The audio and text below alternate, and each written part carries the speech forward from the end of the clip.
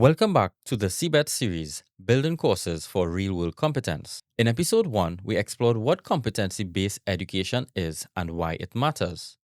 In this episode, we are going to break down what a competency actually looks like, what it is made of, and how it helps us design learning that shows what students can really do. So let's start here.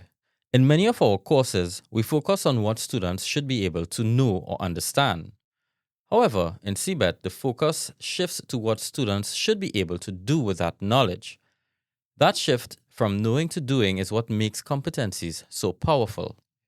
Before we go further, it's important to distinguish between a learning outcome and a competency.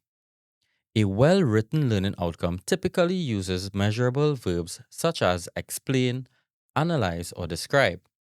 For example, explain research methods or analyze different research approaches. These are appropriate and measurable. They allow us to assess students' understanding. However, competencies take this a step further. They focus on what students can do with that knowledge in practice. So instead of stopping at explain research methods, we move to something like design a research proposal using appropriate research methods. Now, the expectation is not just about explaining or analyzing, it's about applying knowledge in a meaningful, real world context. And importantly, this type of performance can be observed, assessed, and evaluated in a real world setting. That's the key shift from demonstrating understanding to demonstrating performance. At its core, a competency is a structured description of performance. It tells us three things: what the learner must do, the conditions they do it in, and the standard they must meet. This structure makes expectations very clear for both students and lecturers. Let's take a simple example. Design a lesson plan. The performance is designing the lesson plan. The conditions might include the course context, available tools or type of learners, and the standards define what makes it effective. So you're going to identify things like alignment, clarity, and engagement.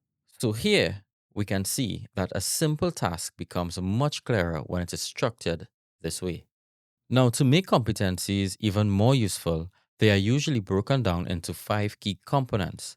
These are unit title, elements, performance criteria, range of variables, and the evidence guide. You can think of these as layers that build a complete picture of performance. The unit title is the starting point.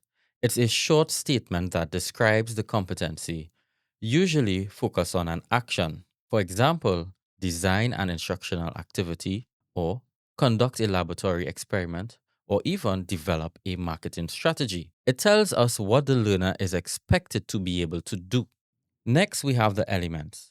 If the competency is the destination, the elements are the major steps to get there. For example, in course design, elements might include identifying learning outcomes, selecting learning activities, or even designing assessments. This helps break a complex task into manageable parts. Performance criteria is one of the most important parts. It defines how well the task must be done. It answers the question, what does good performance actually look like? Let's look at the same lesson plan example, and we're going to focus on one area of performance. When it comes to learning outcomes, you want students to be able to write outcomes that are clear or measurable or even aligned with the assessment. And honestly, this is where many of us struggle. We write outcomes, but we don't clearly define what success looks like. Competence doesn't happen in one fixed situation. The range of variables describes the different contexts where performance happens. Using the same lesson plan example, you may require students to create a lesson plan for different environments, whether it be an online setting or a face-to-face setting. This is the different variables that can happen in the real world. It ensures that competency reflects real-world complexity. Finally, we have the evidence guide. This tells us how competency will be assessed. The evidence guide ensures assessment is fair, valid, and transparent. It may include things like a class project, presentation, portfolio, or even a live demonstration.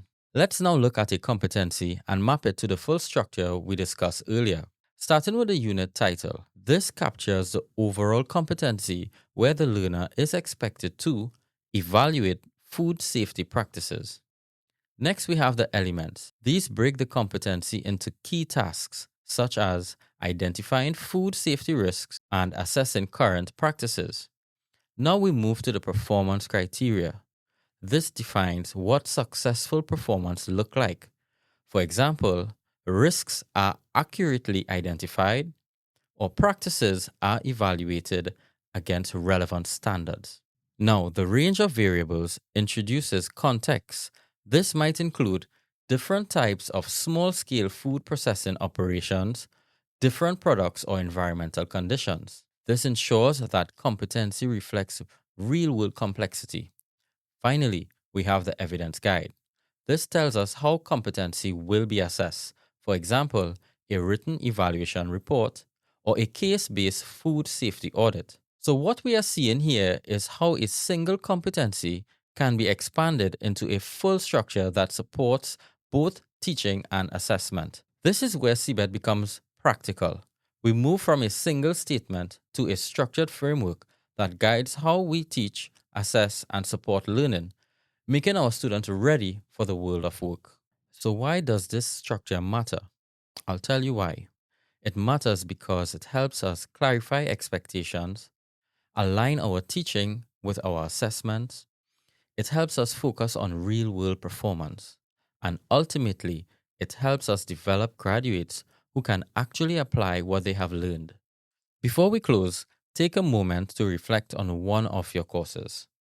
Ask yourself, what can your students actually do by the end of it? And how might you express that as a competency that clearly defines the performance, the context, and the standard? That question is where real transformation begins. In this episode, we explore the anatomy of a competency and how it makes expectations clearer and more meaningful. In the next episode, we'll take the next step, looking at how to write competency based outcomes and begin designing courses around them.